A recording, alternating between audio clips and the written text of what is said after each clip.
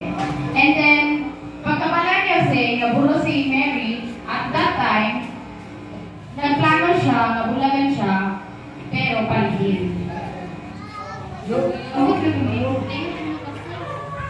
Gano'n siya palihim. Pero, ipakita sa iya, ang hiling si Gabriel, para ma-exam siya, si Maria, ang ilang nasa iyang sinapupunan is gikan sa balaang espiritu.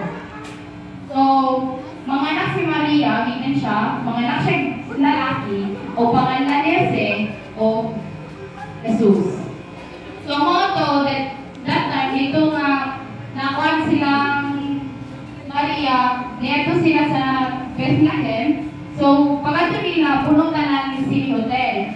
And then, pagkuhan nila dito, naibang vacant nga pasungan, o dito na lang niya giluwal si Jesus. And, after nila to, naitulong wise man. Nga kabalo sila, nga kung naipupakita nga dako kayo star din na sa kawanangan, nagpasabot na nga sa tungod ana, naadira ipanganak si Jesus. So, ilang iatuan dito, o gisimba nila.